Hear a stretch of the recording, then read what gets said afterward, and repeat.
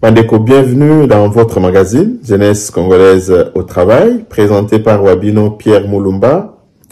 Merci pour toutes vos remarques, toutes vos observations, surtout pour de nouveaux abonnés. Bandeko, tuzali kosepela mingi bo s'abonner na chaîne na biso, bo kabola pe ba vidéo na biso, pour tokoka kola na kati ya chaîne Oyo pour que tous à lisanga, parce que nous traitons et nous parlons véritablement des questions d'intérêt général pour notre cher et beau pays. Pendant que vous avez vu qu'avec l'avènement de l'investiture du président de la République, le 20 janvier dernier, commence le deuxième mandat du président de la République. Et selon notre constitution, à partir de la proclamation des résultats provisoires des législatives nationales, ce qui était intervenu bien évidemment dernièrement le 14 janvier dernier, 2 semaines après, ce 14 janvier, le bureau provisoire doit être, une nouvelle session pour la nouvelle législature doit être convoquée. Ça, c'est l'article 114 de notre Constitution qui le dit. Donc, le 29 janvier, sauf imprévu, il y aura, selon la Constitution, la rentrée parlementaire pour la nouvelle législature. Alors, cette quatrième législature sera toujours, comme l'article 114 de notre Constitution le dit, sera présidée par le doyen d'âge et 2 députés les moins âgés qui vont le seconder. Alors, c'est toujours la Constitution qui dicte cette règle. Mais la convocation de l'Assemblée législative, la convocation de l'Assemblée sera effectuée par le secrétaire général du Parlement. Donc, le secrétaire général de notre Parlement, c'est lui qui va présider d'abord la séance d'ouverture et après l'ouverture, il va indiquer qui est le député le plus âgé de parmi tous les élus. Comme nous le savons déjà, c'est Mbosso Kodia Pwanga, Christophe, l'élu de Congo, qui est actuellement président de l'Assemblée nationale de la législature qui vient de s'achever. Il sera encore secondé par 2 députés moins âgés qui vont être nommés. Je ne sais pas si je vais retrouver leur nom. Je n'ai pas leur nom avec moi ici, mais je vais vous les mettre plus tard dans une autre émission. Alors, il y a 2 députés. Il y a un fils de Bahati, âgé de 27 ans, et un autre dont je n'ai pas retenu le nom. Alors, qui vont présider donc ce bureau provisoire du bureau de l'Assemblée nationale. Donc, le 29, c'est constitutionnel. L'Assemblée nationale va être convoquée par le secrétaire général de l'Assemblée nationale, qui, à son tour, va présenter le nouveau bureau qui va être installé pour la session extraordinaire.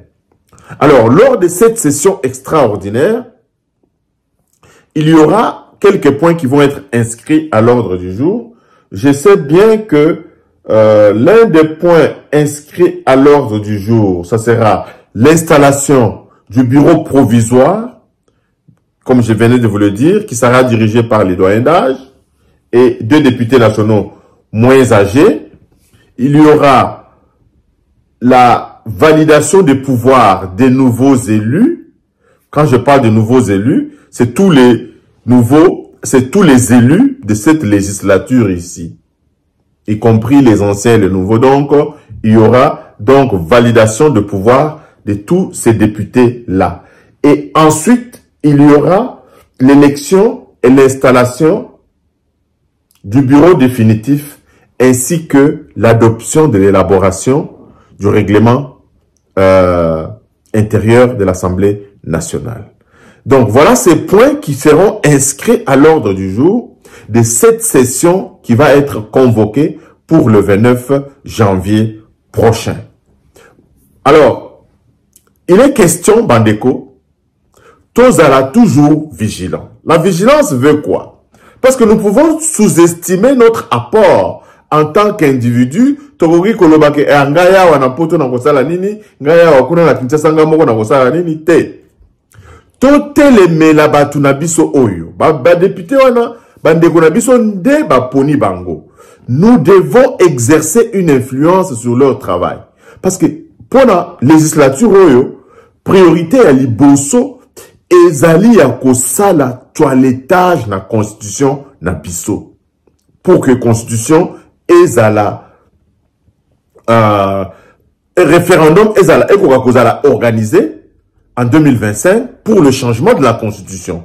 C'est impératif le changement de cette constitution. Pourquoi? Parce que les Congolais de l'étranger, par exemple, contribuent beaucoup au développement de notre pays. Et en même temps, ces Congolais de l'étranger sont exclus de la gestion quotidienne du pays, tout simplement parce qu'ils ont eu à prendre des nationalités autres que la nationalité congolaise. Cette injustice doit être totalement bannie et c'est une urgence nationale. Deuxième point pour lequel donc nous voulons que la constitution soit changée, c'est bien évidemment l'avènement de la 4e République qui voudrait bien que le mandat du chef de l'État soit allongé jusqu'à 7 ans minimum. Le professeur Ndayouel a proposé même 10 ans pour un chef de l'État qui est non renouvelable. Comme ça, il n'y a pas ce discours-là que je n'ai pas achevé ce que je devrais faire. Il n'y en aura pas. Ça nous aura épargné au moins plus d'1 milliard de dollars qui peut être injecté, cet argent peut être injecté dans la construction des infrastructures qui sont manquantes présentement dans notre cher et beau pays. C'est-à-dire que nous devons nous réfléchir aux problèmes de notre pays et non pas nous conformer à ce que diront les autres. Ou bien, nous avons des problèmes. Chaque société trouve des solutions en fonction des problèmes de sa société. Rappelez-vous, un ami me disait, je vous ai dit dans une de mes émissions, que ceux qui bamindele bali à Kafoufou, même bele eux basi basali machine à foufou. Pourquoi? Parce que eux ils trouvent des solutions aux problèmes de leur société. Nous devons commencer à trouver, à solutionner les problèmes de notre société. Premièrement, on va commencer par changer cette constitution. Mais vous savez, Albert Einstein dit toujours que quand on veut résoudre un problème, il faut jamais le confier à un politicien. Parce que quand vous confiez le problème aux politiciens, vous créez un deuxième problème.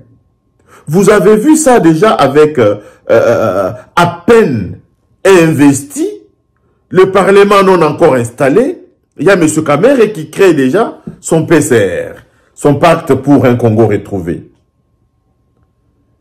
Quand on sait que Kamere il dribble tout le monde, il devrait commencer par démissionner de l'Union sacrée pour que nous puissions crédibiliser. Donc, il ne démissionne pas de l'Union sacrée, tout en étant dans l'Union sacrée, il crée un mouvement en dehors de l'Union sacrée. Nous ne comprenons absolument rien. Et aujourd'hui, nous voyons les uns et les autres sortir en pompiers. Attentisme Nabino, l'absence de vrais projets. Lorsqu'on dirige un parti politique, lorsqu'on exerce le pouvoir mandaté par il y a d'abord ce qu'on appelle la prévoyance. En d'autres termes, avoir des plans à moyen, à court et à long terme. Avoir des plans, plusieurs plans ABC pour avoir une bonne capacité d'anticipation. Pour avoir une bonne capacité d'anticipation. Qu'adviendrait-il après la prestation du serment du président de la République? Qui avait anticipé ce qui peut advenir? Donc, nous sommes là en train de vivre du jour le jour, en train de commenter les événements. Comme on le dit, les grands hommes ne passent pas leur temps à commenter les événements. Ce sont les petits hommes qui commentent les événements. Kamera avait ceci, on commente. Kamera avait cela, on commente. Les M23, on commente. Nous devons mettre en place des plans d'anticipation pour pouvoir solutionner les problèmes de notre cher et beau pays. Comme je le disais, on change la constitution, on change ces fameuses dates ici de législature tous les 5 ans. C'est tellement budgétivore. Le mandat le plus minimum, le temps minimum qu'un mandat électif doit être organisé dans notre pays, c'est 7 ans. Et la nomination des gouverneurs par le président de la République. C'est un impératif. Pourquoi? Pour pallier à cette histoire de tribalisme ici, qui est en train de prendre des proportions dans notre cher et beau pays. C'est un impératif de notre société, c'est un problème de notre société, ça doit être résolu. J'ai parlé du problème de... Je viens de parler du problème de Congolais de la diaspora, qui contribuent d'une manière ou d'une autre au développement de ce pays-là, en envoyant plusieurs fonds, et ils sont exclus de manière indirecte à la gestion quotidienne du pays, tout simplement sous prétexte qu'ils ont acquis la nationalité étrangère. Ceci était fait à dessein par ces étrangers qui nous ont dirigés tout ce temps. Ils ne voulaient pas que les têtes pensantes reviennent au pays influencer ce qui était resté. Alors, cette injustice doit être bannie. Prolongation, changement de constitution, prolongation du mandat du chef de l'État, disons, changement de durée du mandat électif, au lieu que tous les 5 ans, tout ça la élection, c'est tellement budgétivore, tout ça là au moins 7 ans. Le professeur Daiwel a proposé même 10 ans non renouvelables pour un chef de l'État. Et ensuite, écrire des lois qui réorganisent véritablement notre société. Notre société est à la dérive parce que chacun s'élève, fait ce qu'il veut. Les Oyo, nous voyons les bars ouvrir à tout moment, n'importe où. Il doit y avoir une législation qui réglemente toutes ces choses ici. Il doit y avoir des lois qui instaurent la création de l'ordre des différents métiers dans notre pays. Les gens doivent être regroupés dans des ordres des métiers. Les médecins, les ingénieurs, les enseignants, les sages-femmes, les infirmiers. Il doit y avoir des lois qui réorganisent les métiers dans notre cher et beau pays. Tels sont les problèmes réels du Congo d'aujourd'hui. On voit les bars s'installer partout. On voit les églises ouvrir partout. On voit du désordre vraiment qui reflète vraiment le pays de Bonobo, qui reflète vraiment ce que nous sommes véritablement. Dans nos quartiers, dans nos rues, où vivent nos enfants, où vivent nos progénitures, église, biloko bezali, kili. Ça reflète vraiment le désordre structurel qui ne peut pas faciliter le développement de notre cher et beau pays. C'est ainsi que, Bandeko, moi je lance un vibrant appel à tous les compatriotes. Balobela Bandeko na bango de telle sorte que ceux qui sont au pouvoir puissent influencer ce qui se passe dans notre pays. C'est pourquoi nous restons ici. En dépit de toutes nos occupations, nous trouvons 5-10 minutes à faire des vidéos. C'est notre manière de participer à l'éveil des consciences. Parce que les partis politiques aujourd'hui sur lesquels on pouvait compter sur l'éveil des consciences ont basculé dans les calculs politiciens des positionnements, etc. etc. Cette société civile qui aujourd'hui devrait être là pour travailler pour l'intérêt du pays, la société civile se laisse manipuler encore par certains politiciens. Donc encore une fois, Bandeko, rentrée parlementaire Oyo Ezali le 29 janvier 2024, tous à la vigilant, bien que l'ordre du jour c'est bien précis, validation des mandats des nouveaux élus, convocation, élection du bureau définitif, quoi encore, comme ordre du jour, Tolobela Kibino, élaboration et adoption du règlement intérieur Nabango. Dans le règlement intérieur Nabango, nous avons élu les gens qui doivent siéger. Qui doivent siéger dans la parole. Dit, tout le monde a Kabango dans le Parlement, mais ils perçoivent l'argent du contribuable. C'est une injustice qui n'est pas acceptable.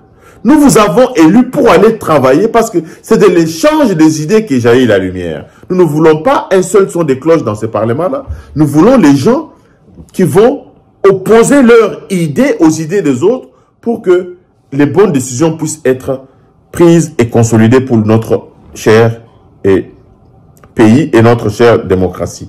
Merci Bandeko. N'oubliez pas de vous abonner et aussi de partager nos vidéos. Tokutani Balasima. Bye bye.